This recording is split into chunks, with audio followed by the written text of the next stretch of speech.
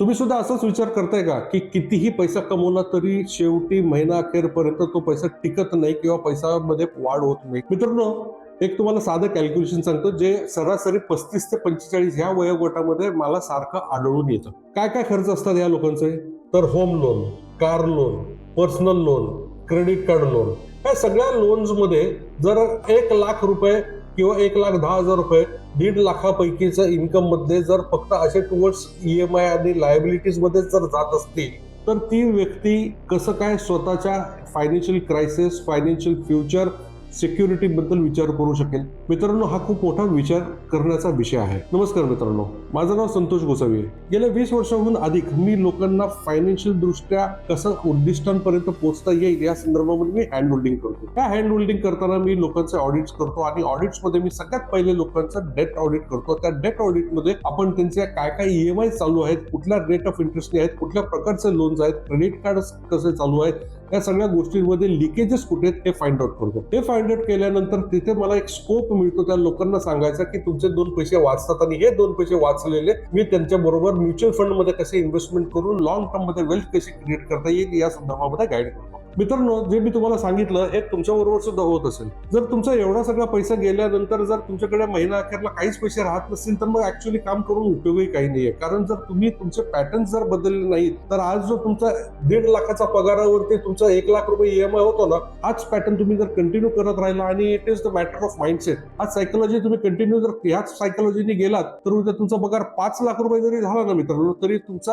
Outflow जो होईल तो 3-3.5 लाख रुपये, 4 लाख रुपये होईल आणि बाकीचे उरलेले पैसे फक्त तुमच्या स्टँडर्ड ऑफ लिव्हिंग सस्टेन करण्यामध्ये जाईल. तुम्हाला ह्याच्यामध्ये काय करायला लागेल तर ह्याच्यामध्ये तुम्हाला सगळ्यात पहिले स्टँडर्ड ऑफ लिव्हिंग वगैरे काही कट डाऊन करायची गरज नाहीये. तुम्हाला गरज आहे ती EMI रिस्ट्रक्चरायझेशनची. EMI रिस्ट्रक्चरायझेशन बेसिकली काय असतं की आता जर तुम्हाला मी एक थोडंसं ब्रीफ मध्ये जर सांगायचं म्हणालं तर तुम्ही एक साधं उदाहरण बघा. तुमचं आता हाऊसिंग लोन जे आहे ते हाऊसिंग लोन आहे तुमचा 8%. कार लोन जे आहे ते साधारण आहे तुमचा 12% आसपास. पर्सनल लोन जर असेल तर ते साधारण असेल 16-17% आसपास. तुमचे क्रेडिट कार्ड जे आहेत ते असतात साधारण 34 ते 36 किंवा 40% आसपास. मित्रांनो, तुम्हाला काय करायचं आहे, तुम्हाला हे सगळे लोन्स रिस्ट्रक्चरायझेशन करून एक EMI भरायचा आहे. या सगळ्या EMI ला जर तुम्ही आज 1,15,000 रुपये भरत असाल आणि पुढची काही वर्ष जर तुम्ही भरत असाल आणि त्याच्यानंतर जर तुम्ही डिस्टर्ब राहत असाल तर दिस इज नॉट वर्थ इट. कारण ह्या सगळ्या गोष्टींनी तुम्ही तुमच्या फायनान्शियल प्लॅनिंग वरती टोल घेताच घेताय, तुमच्या हेल्थ वरती टोल घेताय आणि तुमचा स्ट्रेस सुद्धा बियॉन्ड मॅनेजेबल लेवलच्या पुढे जातोय. ह्याच्यासाठी काय, ह्याच्यासाठी एक पर्याय असा आहे की 1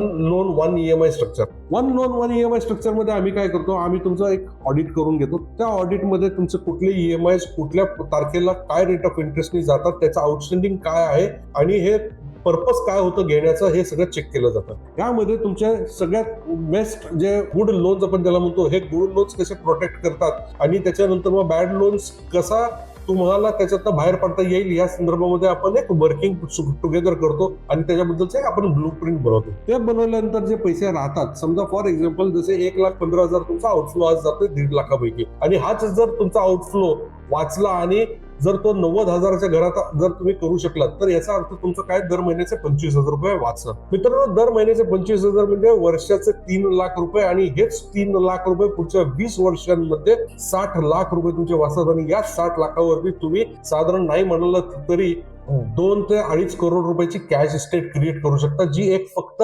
नजर चुकीने किंवा अननोईंगली किंवा तुमच्या न कळतपणे एक चूक तुमची तुम्हाला आयुष्यात एवढं मागे घेऊन जाऊ शकतो. मी तुम्हाला आजही सांगतो, तुम्हाला जर तुमचं स्वतःचं फायनान्सेस रिस्ट्रक्चरायझेशन करायचं असेल, सेल्फ ऑडिट करून घ्यायचं असेल तर तुम्हाला युट्यूब वरती जेनरिक गोष्टी जर तुम्ही पाहिल्यात तर तुम्हाला ते कधी मिळणार नाही.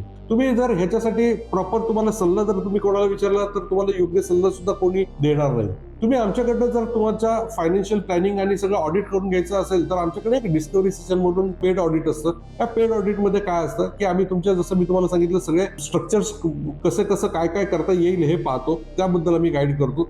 तुमचं हँड होल्डिंग एंड पर्यंत असतं आणि त्याच्यानंतर we ensure that the sooner and the better for you कुठला मार्ग आहे आणि त्याच्यानंतर मग तुम्ही डेट ट्रॅपमधनं हळूहळू बाहेर पडल्याशिवाय तुम्ही वेल्थ क्रिएशनकडे तुम्ही स्टार्ट करू शकत नाही. मित्रांनो, या गोष्टीसाठी जर तुम्ही कोणाची मदत घेतली नाही ना, तर तुमची ही जी सायकल आहे ना, ही सायकल चालूच राहणार आणि तुम्ही आयुष्यभर आहे ना फक्त विशियस माइंड मध्ये तुम्ही फिरत राहणार की माझं लोन कसे संपेल आणि मला पैसे जास्त अचानक कसे येतील आणि लॉटरी कशी लागेल. या सगळ्या गोष्टी सोडा आणि मी तुम्हाला इन्व्हाइट करतो माझ्यासोबत एक डिस्कवरी सेशन करा. त्या डिस्कवरी सेशन मध्ये जसं मी सांगितलं त्या संदर्भामध्ये तुमचं एंड टू एंड तुम्हाला सोल्युशन दिलं जाईल. दिलेल्या नंबरवर संपर्क साधा, माझ्या टीमशी कनेक्ट करा आणि त्यांना कॉल करून तुम्ही कळवा की तुम्हाला डिस्कवरी सेशन करायचं आहे. व्हिडिओ कसा वाटला या संदर्भामध्ये कमेंटद्वारे तुम्ही कळवलं तर आनंद होईल. धन्यवाद.